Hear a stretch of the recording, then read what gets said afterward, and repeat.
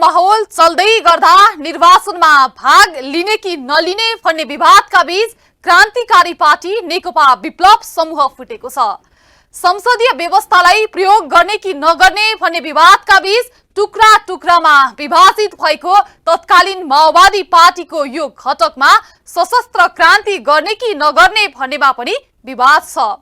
यस्तै विवादका बीच भूमिगत भएको विप्लव समूह केही समय अघि सार्वजनिक भएको हो।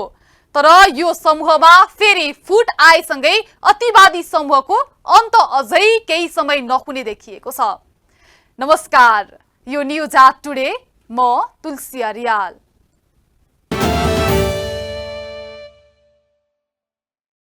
विगतमा विप्लव समूहले भूमिगत भएसँगै देशका विभिन्न ठाउँमा बम राखेर आतंक मचाएको थियो।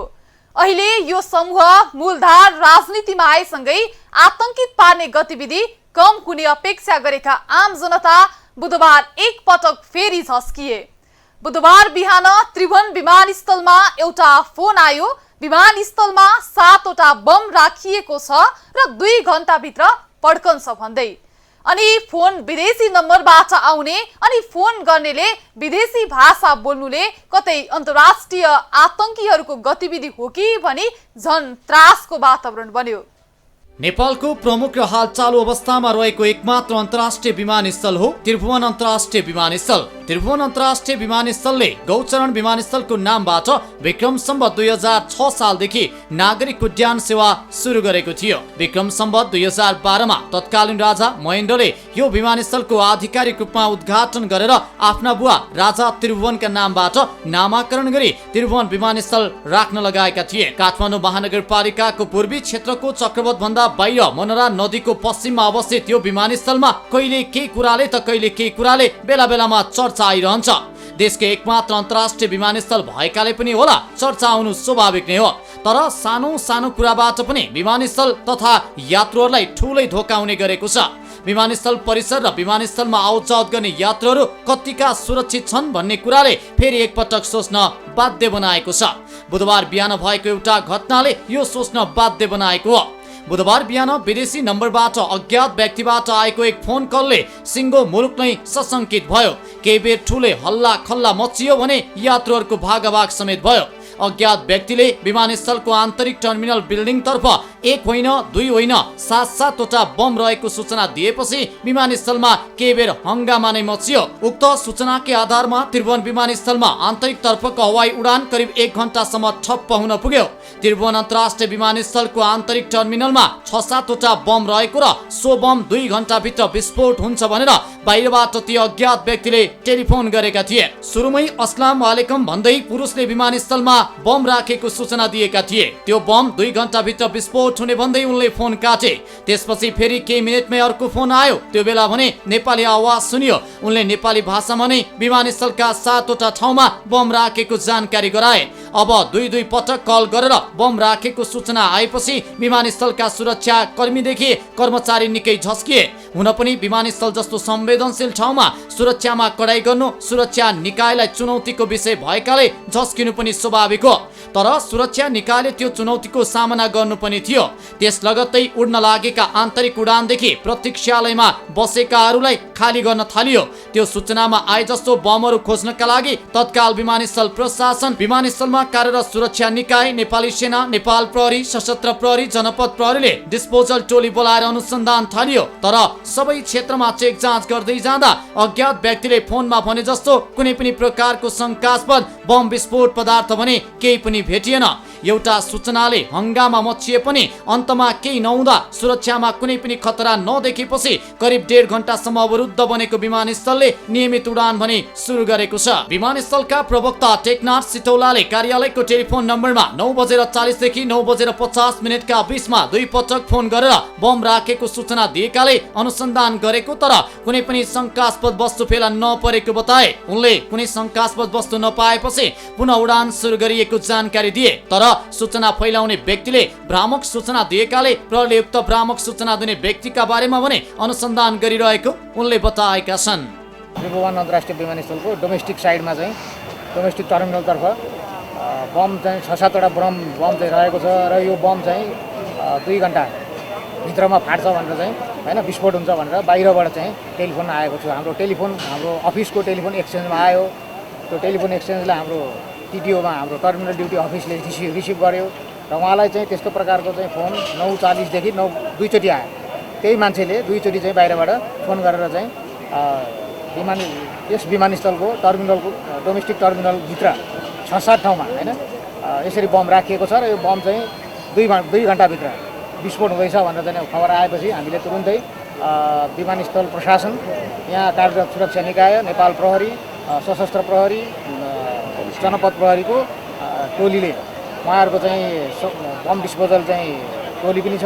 उहाँहरूको चाहिँ नेपाली सेना र नेपाल प्रहरीको डग स्निफिङ पनि छ होइन। त्यो दुइटै चाहिँ विधि प्रयोग गरेर यो डोमेस्टिक टर्मिनलको सम्पूर्ण क्षेत्र, एयरलाइनको चेकिङ क्षेत्र, हाम्रो सुरक्षा जाँच क्षेत्र, त्यस पछाडि अन्तिममा चाहिँ बस्ने स्ट्रायल क्षेत्रदेखि लिएर टोयलेट बाथरुम सबै क्षेत्रमा हामीले चाहिँ बम डिस्पोजल टोलीद्वारा चाहिँ थरोली सर्च गरियो र सर्च गर्दाखेरि त्यस्तो कुनै पनि प्रकारको शङ्कास्पद वस्तु बम विस्फोटक पदार्थहरू केही पनि पाइएन। यस घटनाले आन्तरिक तर्फका 30 उडान प्रभावित भएका थिए। आन्तरिक तर्फका उडान प्रभावित भए पनि अन्तर्राष्ट्रिय उडानमा भने कुनै प्रभाव नपरेको प्रवक्ता सिटौलाले बताएका छन्। उनले शङ्कास्पद वस्तु वा कसैको व्यवहारमा शङ्का लागे तत्काल सुरक्षा निकायलाई सम्पर्क गर्न अनुरोध गरेका छन्। यस प्रकारको घटनाले तर्साउने खालका गतिविधि मात्रै नभई दुई देश बीचको द्वन्द्व गराउने, विमानस्थलको सुरक्षा अवस्थालाई कमजोर बनाउनेदेखि पहिलो कलमा बोलिने भाषाले जातीय विविधता भड्काउन खोजेको त होइन भन्ने प्रश्न पनि उठ्न थालेका छन्। तर यस प्रकारको घटनाबाट धेरै कुरा सिक्नका लागि पनि गम्भीर रूपमा अनुसन्धान हुन जरुरी देखिन्छ। यता देशको राजधानी काठमाडौँमा मेयरका आकांक्षी उम्मेद्वारहरूले महानगर स्वच्छ सफा बनाउँछौ भनेर मत मागिरहँदा सहर चाहिँ चोक चोकमा थुप्रिएका फोहोर र दुर्गन्धले आकुल बनेको छ। स्थानीय जनप्रतिनिधिहरू नभएको र निर्वाचनपछि नयाँ आउन केही समय लाग्ने अहिलेको अवस्थामा महानगरवासीले गुनासो गर्ने जनप्रतिनिधि पनि छैनन्। तर भएकाले पनि विगतमा काम भने गरेका होइनन्। काम गरेका भए राजधानीमा फोहोरको समस्या निरन्तर जिउ काट्यो कहाँ हुन्थ्यो र। यो फोहोरको डङ्गुर देशकै राजधानी काठमाडौँ उपत्यकाको हो। विगत 2 सातादेखि देशकै राजधानी काठमाडौँका विभिन्न चोक चोक तथा गल्ली गल्लीमा यसरी नै फोहोरको पहाड बनेको छ। यिनै फोहोरका डङ्गुर आसपास हुँदै काठमाडौँ उपत्यकाका विभिन्न स्थानीय तहका उम्मेद्वार भोट माग्न अहिले घर दैलो अभियानमा छन्। यही फोहोरको थुप्रो नागेर उम्मेद्वार नाकमुख थुन्दै फोहोर व्यवस्थापन गर्छौं, भोट दिनुस् भन्दै घर दैलो अभियानमा व्यस्त छन्। हुन त यस पटकका उम्मेद्वारलाई अघिल्लो जनप्रतिनिधिलाई कमजोर ठहर्याउने र पुरानालाई परीक्षण गरिसक्नुभयो, अब नयाँलाई अवसर दिनुस्, फोहोर व्यवस्थापन गर्छौं भनेर आश्वासन दिन सजिलो पनि यस फोहोरको डङ्गुरले गराएको छ। उम्मेद्वारका लागि यसै बेला काठमाडौँको फोहोर उठ्न नसक्नु सुखद भए पनि फोहोरको डङ्गुर आसपास बस्ने र आसपास भएर हिँड्नेलाई भने निकै शास्ति खेपिरहनु परेको छ। एकदमै शास्ति भोगिराखेको अवस्था पनि छ। यो फोहोरको थुप्रो चाहिँ कहिले चाहिँ 1 हप्तासम्म यही जमिराखेको हुन्छ, एकदमै थुप्रो मात्रामा हुन्छ, एकदम धेरै मात्रामा हुन्छ। हामीले धेरै पटक घरबेडीसँग पनि कुरा गऱ्यौँ र सँगसँगै हामीले यहाँको स्थानीय मानिसहरूसँग कुरा गर्दाखेरि उहाँहरूले चाहिँ पटक पटक रूपमा यसरी फाल्ने नै गर्नुहुन्छ। अब त्यसरी नभनेसम्म प्राय उठाउनु हुँदैन, अब भनेपछि मात्रै आएर उठाउने पनि गर्नुहुन्छ कहिलेकाहीँ। अनि अब यसले गर्दाखेरि अब अहिले हामीलाई थाहा छँदैछ कि स्थानीय चुनाव अहिले आइराखेको छ अनि विभिन्न पार्टीका घोषणापत्रहरूमा अनि उनीहरूका एजेन्डाहरूमा चाहिँ अब स्मार्ट सिटीको कुराहरू छ होइन। त्यसपछि अब सफा सुग्घर सहरको कुरा छ उनीहरूको घोषणापत्रमा। तर उनीहरू घोषणापत्र मात्रै सीमित भइकन यो कार्यान्वयन गरेको देखिँदैन। महानगरले पनि यो कुरालाई चाहिँ एकदमै ख्याल गर्नुपर्ने देखिन्छ।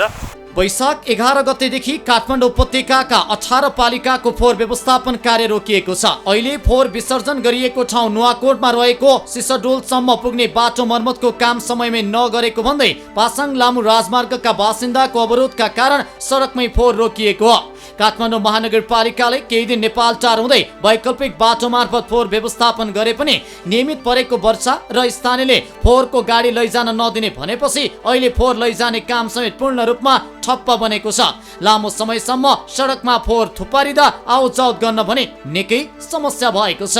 ठ्याक्कै पसलकै अगाडि यो फोहोर अहिले थुप्रिरहेको छ नि यो सायद यस्तै 7-8 दिन जति भइसक्यो यो फोहोर यसरी थुप्रिनुको कारणले हामीलाई त एकदम प्रत्यक्ष असर परेको छ अनि हामीलाई मात्रै नभएर यहाँनिर बस त पनि थियो जुन यहाँनिर डिफ्रेन्ट ठाउँमा जाने बसहरू यहाँ रोकिन्थ्यो त्यहाँ बस कुरिराख्नु हुने जुन मान्छेहरू हुनुहुन्छ उहाँहरूलाई पनि गाह्रो भएको छ अनि यो फोहोरले गर्दाखेरि अहिले जुन घाम लाग्ने समयमा चाहिँ यो एकदम फोहोरबाट दुर्गन्ध आएर एकदम गाह्रो पनि हुन्छ अनि यसो झिङ्गा भड्किरहेको छ अनि यसले गर्दाखेरि चाहिँ अब रोगहरू लाग्न सक्ने सम्भावना हुने भयो फोहोर हटाउनको लागि चाहिँ हामीले वडा कार्यालयको मान्छेहरूलाई नगरपालिकाको मान्छेहरूलाई नि भनेको थियौँ उहाँहरूले चाहिँ हटाइदिन्छ भनेर आश्वासन दिनुहुन्छ जस्तै वडामा जाँदाखेरि चाहिँ नगरपालिकाबाट हटाइदिन्छ भनेर भन्नुहुन्छ अनि त्यही तर यो फोहोर चाहिँ हटाएको छैन हिजो पनि कुनै पार्टीको त्यो र्याली आएको थियो उहाँहरूले चाहिँ अब ठुल्ठुलो स्वरले हाम्रो पार्टीलाई जिताउनुपर्छ हाम्रो मा भोट गर्नुपर्छ भनेर भन्नुभयो तर जुन उहाँहरू उता अगाडिबाट आउनुभयो अनि यहाँ फोहोर देखेर हो कि के हो त्यो चाहिँ थाहा भएन उहाँहरू चाहिँ उताबाट स्टार मलको यता साइडबाट भित्रीबाट जानुभयो बस यहाँबाट चाहिँ आउनुभयो उहाँहरू यता फर्किने क्रममा आउँदाखेरि चाहिँ फोहोर देख्ने बित्तिकै हतार हुन्छ नि अब उहाँहरू चाहिँ छिटो त्यसरी जानुभयो अहिले काठमाडौँ उपत्यकाका अधिकांश स्थानीय तहका जनप्रतिनिधिका घोषणा पत्र हेर्ने हो भने सबै उम्मेदवारको प्राथमिकतामा फोहोर व्यवस्थापन पहिलो प्राथमिकतामा परेको छ अहिले पनि काठमाडौँ महानगरपालिकाका मेयर पदका उम्मेदवारलाई फोहोर व्यवस्थापनलाई विशेष स्थान दिएका छन् काठमाडौँ महानगरपालिकाको मेयर पदका स्वतन्त्र उम्मेदवार बालेन शाहले फोहोर व्यवस्थापन गर्ने भन्दै घोषणा पत्रको 9 नम्बर बुदामा उल्लेख गरेका छन् उनले अर्ग्यानिक प्लास्टिक सिसाजन्य फोहोरलाई छुट्टै रूपमा संकलन गरिने बताएका छन् उनले काठमाडौँ महानगरपालिका नजिकै इन्सिनेटर जडान गरी उच्च स्तरीय प्रविधिले फोहोर व्यवस्थापन गर्ने आश्वासन समेत बाँडेका छन्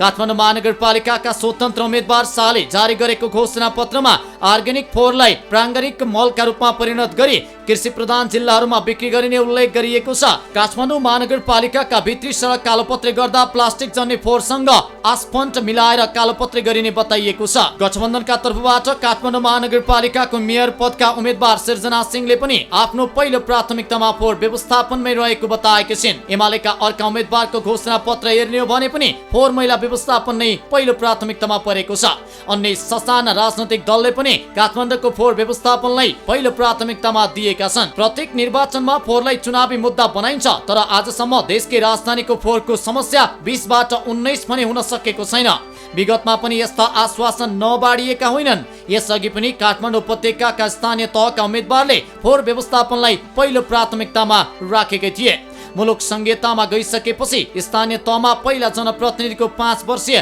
कार्यकाल पनि सकिएको छ करिब 5 वर्ष पहिले मेयरका लागि उम्मेदवार दिने क्रममा विद्या सुन्दर साक्यले पनि फोहोर व्यवस्थापन आफ्नो मुख्य एजेन्डा भएको बताएका थिए साक्यले चुनावी नारामा काठमाडौँको सरसफाइका मुख्य मुद्दा मध्ये एक बनाएका थिए मेयर भएको 100 दिनमा 101 काम गर्ने भनी बनाएको घोषणा पत्रमा ग्रीन एन्ड क्लिन काठमाडौँ अभियान चलाउने उल्लेख थियो उनको कामको सूचीको 59औं नम्बरमा पनि क्लिन द सिटी अभियान सुरु गर्ने उल्लेख गरिएका थिए उक्त अभियान धुवा धुलो न्यूनीकरण गरी काठमाडौँमा नो मास्क सिटीको रूपमा अगाडि बढाउने कदम पनि हुने उल्लेख गरिएको थियो अहिले साक्यको कार्यकाल सकिने लाग्दा पनि काठमाडौँवासी भने फोहोरको दुर्गन्धको कारण नाक छोपेर हिँड्न बाध्य रहेका छन् अहिले पनि काठमाडौँ उपत्यकाका विभिन्न पदमा उठेका जनप्रतिनिधिको घोषणा पत्र हेर्ने हो भने फोहोर व्यवस्थापन पहिलो प्राथमिकतामै परेको छ दलगत उम्मेदवारदेखि स्वतन्त्र उम्मेदवारसम्मकाले फोहोर व्यवस्थापनलाई आफ्नो पहिलो प्राथमिकतामा राखेका छन् अहिले पनि राजनैतिक दल फोहोर व्यवस्थापनको नारा घन्काउँदै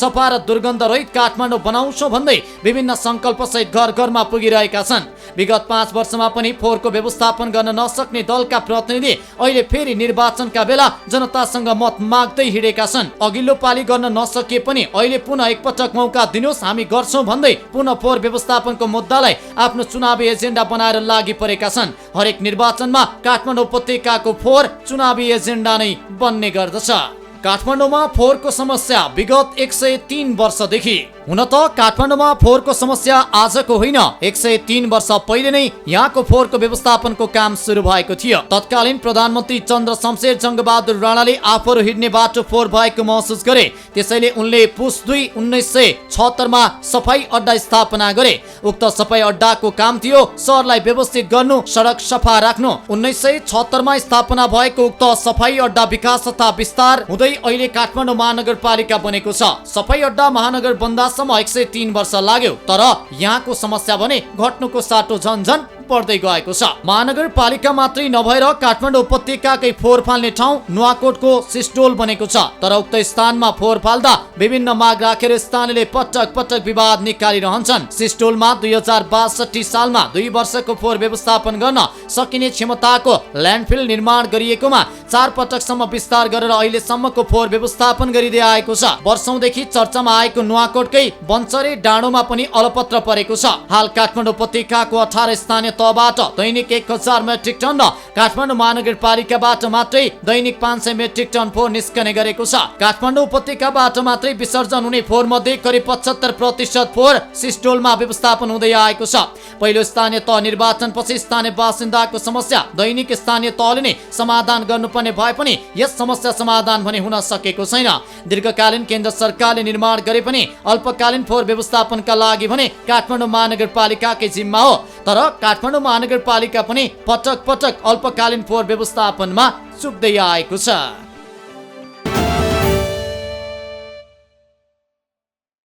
निर्वाचनमा सही मानिसको जित होस् र राजधानी जस्तो ठाउँले लगातार फोहोरको समस्या झेल्न नपरोस् भन्ने आम जनताको चाहना हो। जनताको चाहना पूरा गर्न अनावश्यक खर्च गरेर जनतालाई प्रभावित गर्ने उम्मेद्वार विजयी नहुन् भन्ने निर्वाचन आयोगको पनि चाहना हुने नै भयो। त्यसैले त निर्वाचन आयोगले निर्वाचनमा भाग लिने प्रत्याशीहरूलाई आचार संहिता बनाएको छ। तर निर्वाचन आचार संहिता पटक पटक खुलेआम अवहेलना हुने गरेको छ। अवहेलना गरे कारबाही गर्छु भने निर्वाचन आयोगले भने कारबाही गर्न सकेको देखिँदैन। उम्मेदवारहरूले चुनावी अभियानलाई तीव्र बनाइरहेका छन्। प्रचार प्रसारमा रहेका उम्मेदवारका लागि निर्वाचन आयोगले आचार संहिता लागू गरेको छ। चुनावी मैदानमा रहेका उम्मेदवारहरूले निर्वाचन आचार संहिताको गम्भीर उल्लङ्घन गरे उनीहरूको मनोनयन रद्द गर्ने भन्दै आयोगले सचेत समेत गराउँदै आएको छ। आचार संहिता उल्लङ्घन गरे 1 लाख रुपियाँसम्म जरिवाना हुन सक्ने र उम्मेदवारी खारेज पनि हुन सक्ने कानुनी व्यवस्था छ। निर्वाचनलाई पारदर्शी भयरहित बनाउन आचार संहिता लागू गरिएको हुन्छ। आचार संहिता पूर्ण पालना गर्नका लागि निर्वाचन आयोगले उम्मेदवारी रद्दसम्मको चेतावनी दिँदै आएको छ। तर अधिकांश राजनैतिक दल र दलका उम्मेदवारले आचार संहिता पालना गरेको पाइएको छैन। निर्वाचन आयोगले राजनैतिक दल, उम्मेदवार र निर्वाचन प्रतिनिधिलाई आचार संहिता विपरीत पोस्टर, भित्तिलेखन, टुल, ब्यानर, डिजिटल डिस्प्ले जस्ता प्रचारात्मक सामग्री प्रयोग नगर्न आदेश दिएको छ। तर मुख्य दलहरूले नै आचार संहिता विपरीत काम गरिरहेको पाइएका छन्। प्रचार प्रसारलाई तीव्र बनाइरहेका दलले चैत्र 25 गतेदेखि लागू भएको आचार संहिता पालना गरेका छैनन्। काठमाडौँ महानगरपालिकाका उम्मेदवारबाट आचार संहिता उल्लङ्घन भइरहेको छ। काठमाडौँ महानगरपालिकाका मेयरका उम्मेदवार केशव स्थापितले आचार संहिता उल्लङ्घन गरेको भन्दै निर्वाचन आयोगले यसअघि नै स्पष्टीकरण सोधिसकेको छ। काठमाडौँका उम्मेदवारहरूबाट मात्रै कहाँ हो र अर्को महानगरपालिका रहेको पोखरामा पनि मुख्य राजनैतिक दलबाटै आचार संहिता उल्लङ्घन भइरहेको पाइएको छ। आचार संहिता विपरीत जथाभावी सवारी साधन चलाउने, माइकिङ गरेर ध्वनि प्रदर्शन गर्ने जस्ता क्रियाकलापहरू भइरहेको भन्दै गुनासो बढेको छ। जारी गरिएको निर्वाचन आचार संहिता विपरीत झन्डाहरू ठुला ठुला, त्यसै गरी चाहिँ प्रचार सामग्री सहित मोटरसाइकल र्यालीका माध्यमबाट चाहिँ यो चुनाव चाहिँ प्रचार प्रसार गरिएको, त्यसै गरी यो आचार संहिता भन्दा चाहिँ बढी गाडीहरू चाहिँ प्रयोग भइरहेको स्थिति चाहिँ हामीले देखेका छौँ। त्यसै गरी यो चाहिँ क्याबहरू लगाउने स्थिति पनि हाम्रो चाहिँ अनुभवले चाहिँ देखिरहेको छ। आजबाट जुन माइकिङ गर्दै ठुलो चिच्याटो जुन किसिमको माइकिङ गरिन्छ त्यसलाई बन्द गरियोस्, किनभने पोखरा एउटा शान्त वातावरण भएको सुन्दर पोखरा हो। यो पोखराबाट तपाईँले सन्देश दिनुहोस् कि अब पोखरा शान्त वातावरण मैत्री पोखरा भन्ने सन्देश दिनको लागि पनि र यो पोखरा नो हर्न जोन घोषित भइसकेको ठाउँ पनि हो। त्यसैले मोटरसाइकल र्याली र यो चर्को माइकिङलाई बन्द गरियोस् भन्नको लागि म हार्दिक अपील गर्न चाहन्छु। उम्मेदवारहरूले आचार संहिता पूर्ण रूपमा पालना गर्ने प्रतिबद्धता जनाए पनि पालना भने भएको पाइँदैन। हामी चाहिँ गर्दैछौँ त्यो प्रतिबद्धता म व्यक्त गर्न चाहन्छु। र अरू त्यस्तो केही छ भने अरू साथीहरूले पनि हामीलाई कहीँ त्यस्तो समस्या छ भने हामीलाई सिधै फोन गरेर जानकारी गराइदिनु भने पनि म हार्दिक अनुरोध गर्न चाहन्छु। अब निर्वाचन एउटा पर्व पनि हो, 5 वर्षमा आउने एउटा पर्व भएको हुनाले यो पर्वलाई हामीले एक खालको उत्सवको रूपमा एउटा हामी चिन्ता मात्र हेरेर रमाइलोको रूपमा र यो लोकतन्त्रलाई अझै बलियो बनाउनको लागि हामीले गर्ने प्रयत्नहरू अझै के हुन सक्छ। निर्वाचन आयोगले सकेसम्म निर्वाचनलाई कम भड्किलो होस्, कम खर्चिलो होस् भन्ने हिसाबले बाँधेर ल्याएको छ। धेरै वर्ष अगाडिको निर्वाचनहरूभन्दा पछिल्लो अवधिको निर्वाचन, खास गरी गत उपनिर्वाचनदेखि यताका निर्वाचनहरू अलि सुनिन्छ। यसलाई हामी सबै इमान्दार बनाउँ र आचार संहितालाई पालन गर्ने र निर्वाचनमा स्वस्थ प्रतिस्पर्धा गर्ने यो खालको कल्चरलाई विकास गरौँ, म यो अनुरोध गर्न चाहन्छु। र हामीले आफ्नो तर्फबाट आचार संहितालाई पूर्ण रूपमा परिपालन गर्ने त्यो प्रतिबद्धता पनि म जाहेर गर्न चाहन्छु। यता निर्वाचन आयोगले आचार संहिताको उल्लङ्घनका कारण निर्वाचन स्वतन्त्र, स्वच्छ र दादरी-रहित सम्पन्न हुन नसक्ने भन्दै बेला बेलामा चेतावनी दिँदै आएको छ। आयोगले आचार संहिता अनुगमन समितिलाई जानकारी दिएर सहयोग गर्न सर्वसाधारणलाई समेत आग्रह गरेको छ। निर्वाचनलाई स्वच्छ, निष्पक्ष, पारदर्शी र भयमुक्त बनाउनका लागि आयोगले चैत्र 25 गतेदेखि निर्वाचन आचार संहिता 2078 लागू गरेको छ। आचार संहितामा सार्वजनिक भवन, सार्वजनिक उद्यान, सार्वजनिक सडकमा पोल वा कुनै पनि सार्वजनिक स्थलमा दलका झण्डा, दल वा उम्मेदवारको निर्वाचन चिन्ह राख्न वा टाँस्न नहुने उल्लेख गरिएको छ। आचार संहिता अनुसार के गर्न पाइन्छ, के गर्न पाइँदैन त? निर्वाचन आचार संहिताले बिहान 8 बजे अघि र साँझ 7 बजेपछि प्रचार प्रसारका गतिविधि गर्न रोक लगाएको छ। जुलुस, आमसभा, कोणसभा, बैठक भेला वा प्रचार प्रसारका कार्यक्रम गर्दा बिहान 8 बजेदेखि साँझ 7 बजेसम्म मात्रै गर्नुपर्ने प्रावधान छ। निर्वाचन प्रचार प्रसारका गतिविधिमा 18 वर्ष मुनिका बालबालिकाको प्रयोगलाई पनि निषेध गरिएको छ। मोटरसाइकल र्यालीको आयोजना गर्ने र अनलाइन, टेलिभिजन तथा सपिङ मलमा उम्मेदवारका विज्ञापन राख्ने जस्ता भड्किला प्रचार प्रसार समेत बन्देज लगाइएको छ। निर्वाचन आचार संहिता अनुसार निर्वाचन प्रचार प्रसारका लागि आमसभा वा भेला गर्न स्थानीय प्रशासनको अनुमति लिनुपर्ने उल्लेख छ। कुनै पनि दल वा उम्मेदवारले अर्को दलको भेला वा आमसभा बिथोल्ने वा बाधा पुर्याउने र प्रतिस्पर्धी दलका विरुद्ध प्रचार प्रसार गर्न नपाउने आचार संहितामा उल्लेख छ। अनुमति नलिई निजी घर वा जग्गामा प्रचार सामग्री राख्न नपाइने पनि भनिएको छ। आचार संहिताले धर्मका नाममा प्रचार प्रसार गर्न र ज्येष्ठ नागरिक, महिला तथा यौनिक अल्पसंख्यक व्यक्तिहरूको भावना र प्रतिष्ठामा आँच आउन सक्ने प्रचार प्रसार गर्न उम्मेदवारहरूलाई रोक लगाएको छ। घर वा जग्गा ध्वनिको अनुमति नलिई निजी घर वा जग्गा तथा सार्वजनिक उद्यान र सडकमा पोल लगायतका सार्वजनिक स्थलमा दलका झण्डा वा उम्मेदवारको चिन्ह राख्न र टाँस्न आचार संहिताले बन्देज गरेको छ। उम्मेदवारहरूले कुनै पनि समूह वा क्लबलाई आर्थिक सहयोग गर्न र जिन्सी उपहार दिन पनि रोक लगाएको छ। उम्मेदवार र उम्मेदवारको परिवारलाई डर देखाउने र धम्की दिने जस्ता गतिविधिमा आचार संहिताको उल्लङ्घन हुने जनाइएको छ। निर्वाचन प्रचार प्रसार गर्दा कसैको घर आसपासमा गएर परिवारका सदस्यको विरोध गर्न नहुने पनि आचार संहितामै उल्लेख छ। तर निर्वाचनको मौन अवधि सुरु भएपछि उम्मेदवार र राजनैतिक दलहरूले प्रचार प्रसारका कुनै पनि गतिविधि गर्न नपाउने आचार संहिताको व्यवस्था छ। मतदानको समयभन्दा 48 घण्टा अघिबाटै मौन अवधि सुरु हुने व्यवस्था छ।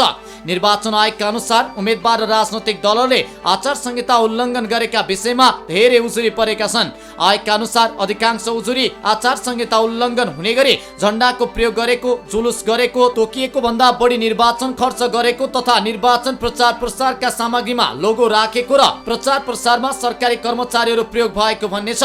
निर्वाचन आचार संहिता उल्लङ्घनमा नेकपा माओवादी केन्द्र, एकीकृत समाजवादी र राप्रपा लगायतका दलसहित काङ्ग्रेस नेता शशाङ्क कोइराला र गण्डकी प्रदेशका सभामुख नेत्रनाथ अधिकारी र काठमाडौँ महानगरपालिकाका मेयरका उम्मेदवार केशव स्थापित लगायतलाई सचेत गराइएको छ।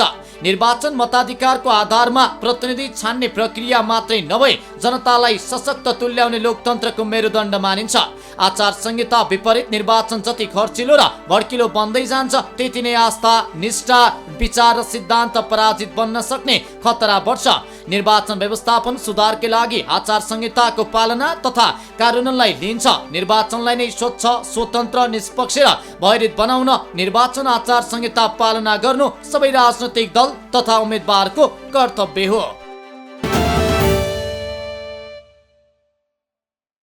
हामी पटक पटक भन्ने गर्छौं देश सिस्टममा छैन। त्यही देश सिस्टममा नभएको नतिजा हो विमानस्थलको बम आतंक, निर्वाचन आचार संहिता उल्लङ्घन गर्नेहरूमाथि कारबाही नहुनु अनि काठमाडौँको फोहोर समस्या। अनि देश सिस्टममा राख्ने काम जनताको अभिमतबाट सिस्टममा पुग्ने तिनै जनप्रतिनिधि हो। तर हाम्रा जनप्रतिनिधि नै सिस्टममा छैनन् भने देश कसरी सिस्टममा होला त? तर सबैलाई सिस्टममा ल्याउने ब्रह्मशास्त्र चाहिँ जनतामा नै छ, मतदाताको रूपमा। त्यही मतको सही प्रयोगले नै हो सिस्टम बनाउने। हस् त, न्युज एट टुडे आजलाई यति नै। हामी सबै बिदा हुन्छौं। नमस्ते।